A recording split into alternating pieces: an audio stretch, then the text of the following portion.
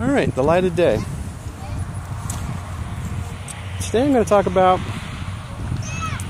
the eternal stench. On my kind of map, I kind of had drawn out, I wanted to do a swamp. And I wanted to call it the eternal stench, the swamp of the eternal stench.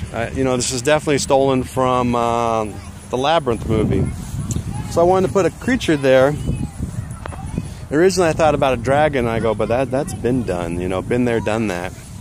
Then I thought about, oh, a beholder. And then later on I was kind of thinking about ion stones and how beholders could create, or you know, could be made. You could get ion stones from killing beholders. And I thought, what if beholders had ion stones around them? So my idea, kind of eventually, for the eternal stench, was that stench was a beholder, a barred beholder, kind of collector of knowledge, who's lived for. He's the oldest living creature in the world. The way he's able to live so long is through ion stones.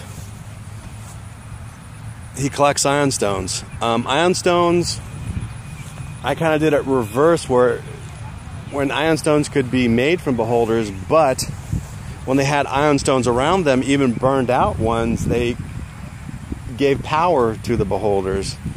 And eventually, if he had enough of them, they kind of sustained his life.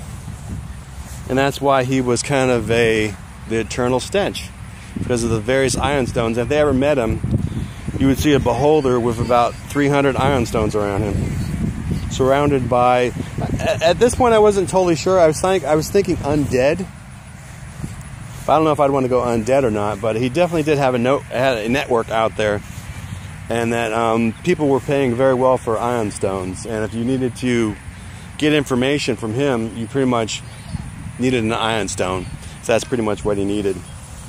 And then I kind of had the idea then too with ion stones, that if even burned out ion stones, that if you put a burn out ion stone and have it float around them, after a while it would regenerate it, and while it regenerates him.